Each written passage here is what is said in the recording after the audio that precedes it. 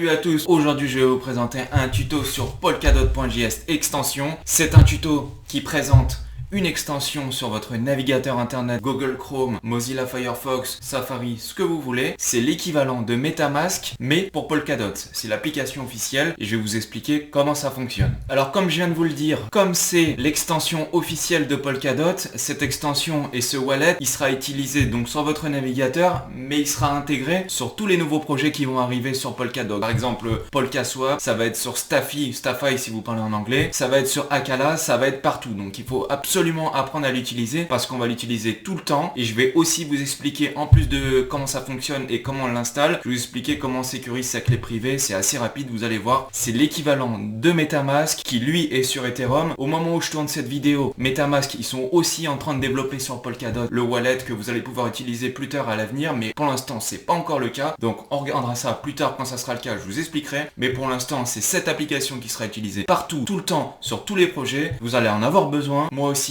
Et donc dans cette vidéo, je vous montre comment ça fonctionne et on passe tout de suite sur le PC. Alors nous voici sur le PC. Là, je vais faire comme si c'était la première fois. Je l'ai désinstallé. On recommence tout à zéro. Comme ça, vous savez comment ça marche de A à Z. Donc c'est parti. Déjà, je vous mets un lien dans la description. Vous allez pouvoir télécharger l'extension Polkadot.js. Là, je le fais sur Google, mais si vous voulez, vous avez le lien dans la description. Je mets Polkadot. Moi, je suis sur Google Chrome, donc je le prends tout de suite sur Google Chrome. Hop, il est là, download for Chrome, vous avez aussi download for Firefox, donc je le télécharge. Là, en haut à droite, vous avez un petit bouton ajouter à Chrome, je le fais, ajouter l'extension, donc c'est parti, je l'installe. Donc là, il est en train de le télécharger et de l'installer, hop, ça y est, c'est extrêmement rapide, hein. Là, vous le voyez, il s'est affiché directement dans mon navigateur en haut à droite. Si vous ne le trouvez pas et qui s'enlève là comme je viens de faire, vous avez un petit bouton là, ou sinon vous pouvez le retrouver aussi dans les paramètres. Vous allez dans paramètres ou dans plus d'outils. Ouais, c'est dans plus d'outils, extension, et là vous allez le retrouver, il est là. Donc moi, pour faciliter un peu la chose, je le mets toujours en haut comme ça et je l'attache. Donc comme ça on le voit directement avec la petite icône. On clique dessus, c'est parti. Là, il vous prévient, il vous dit voilà comment ça fonctionne, stocker vos clés, etc. Bon, tout ça, c'est du détail, on passe.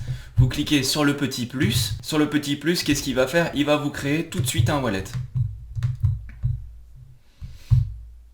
Donc voilà, vous avez cliqué, là il vous a généré un wallet, donc ça c'est votre, c'est le wallet, c'est votre code. Il vous met aussi les 12 mots, s'il vous plaît, les 12 mots, vous l'écrivez, vous le notez sur un papier chez vous, vous le gardez précieusement et surtout le jour où, parce que si vous désinstallez après le navigateur internet et que vous n'avez pas vos 12 mots, mais vous pouvez plus accéder à votre wallet. Donc c'est très très important de le garder chez vous quelque part, à un endroit où vous allez vous en souvenir, parce que si vous mettez des tokens, vous avez de l'argent dessus et que vous n'arrivez plus à y accéder, ça risque d'être très problématique. Voilà, donc là vous pouvez le copier, le stocker, mais le mieux c'est de l'écrire sur un papier. Et une fois que vous l'avez sauvegardé, vous cliquez sur I have saved my memory seed safely. Excusez mon anglais.